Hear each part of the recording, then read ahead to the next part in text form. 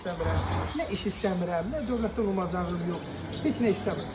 Qalan şeylər məni haradasa qanayır. Amma çatışmayan problemlər çoxdur. Elə şeylər var ki, məsələn, dözü gözləyə bilirik. Məsələn, Qarabağ problemi var idi, bu bilirik. Şükür Allah həll oldu. Bu ümumi bəşəri bir məsələ idi hamımız üçün.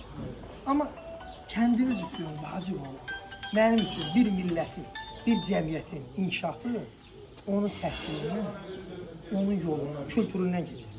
Bugün bizim kəndin vəziyyəti, yol problemi çox azalacaq.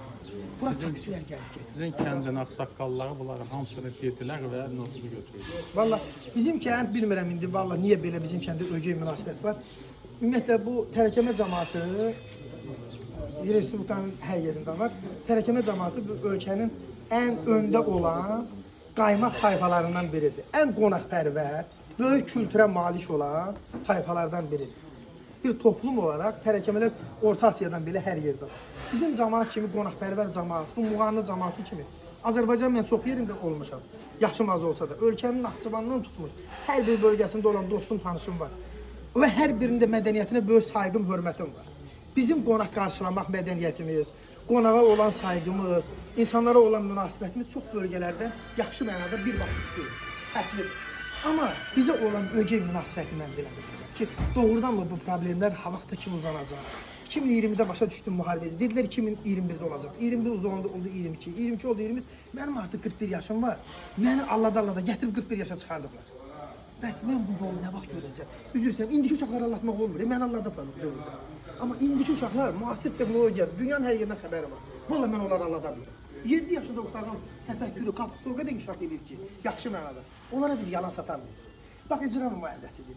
Qohumuzdur, dostumuzdur, kəndçimiz də öz yerində. Artıq bu da yalandır. Çünki o nöqtə dirənir. Bir şey ki, dalana dirənəndə oradan o tərəfə qaradan ələliyək yoxdur. Deyirəm ki, Eldar müəllim, nəhar Eldar müəllim deyir ki, xahiş eləmişəm, Cənab Bahçıya demişəm. Bilmirəm, sağ olsun. İndi Cənab Bahçıda müəyyən bir işlər görür, yəqin ki, müəyyən orqanlara, aidiyyəti qurumlara deyirlər. Amma məsələlər bax, bizim kəndə ona görə aciz çox adam var. Mən bir dəfə bir nəfərə dedim ki, vəzifəli şəxsə, administrasiyada işləyirdim. Dedi ki, mən gəldim Məmmədli kəndində oldum, orada mənə bir qara quzu kəsdilər.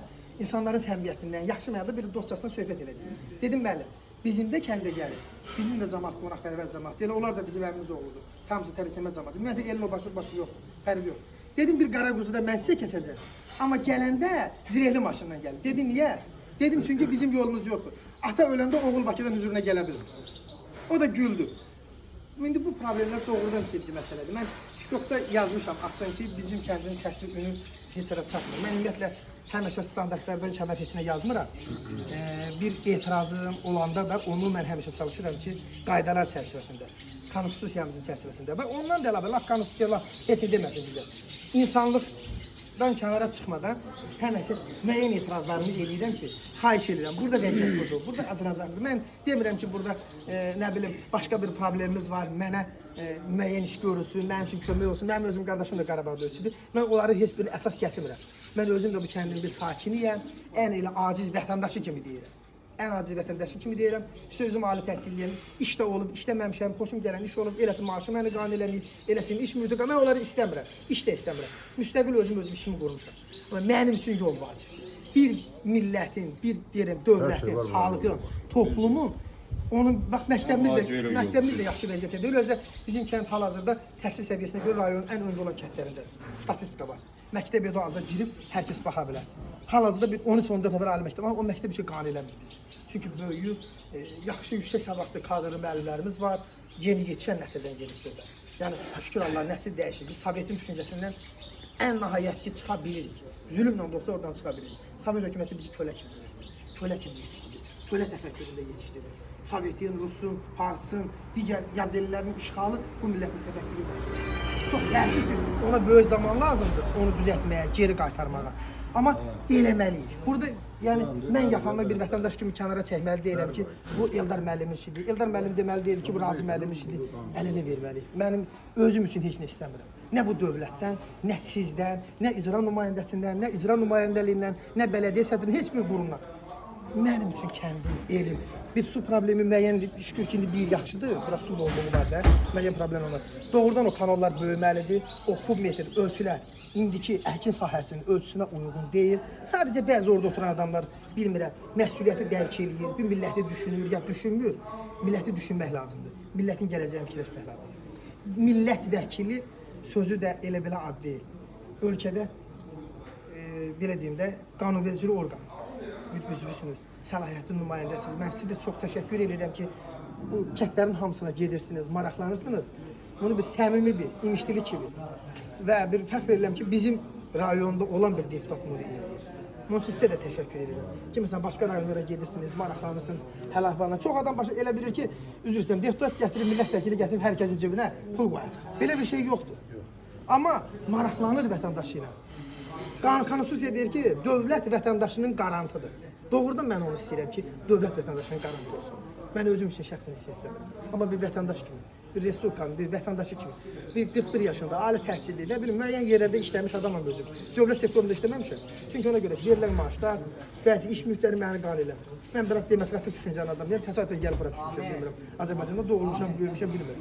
Amma yəni elə şeylər var ki, məni qane eləmir. Biraz da tənqidi yanaşaram. Məsələyə biraz tənqidi yanaşaram. Bəzi adamlar deyir ki, tənqid edən adamlar vətən xainidir. Amma elə deyil əzizlərim. Bir milləti sevən adam onu ən çox tənqid edən adam o milləti sevən adamdır. Bəyən Mirzə Ələkbər Sabir milləti sevmirdi. Hamıdan çox tənqid edir. Dindirir, əsir bizi dinməyiriz, atılan toplara dilsinməyiriz.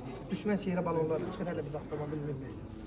Və yaxud Həsən bəy Zərdabisi olsun, maarifçiliyi yaratdı. Digərlər olsun. Hüseyn Cavid olsun, digərlər olsun.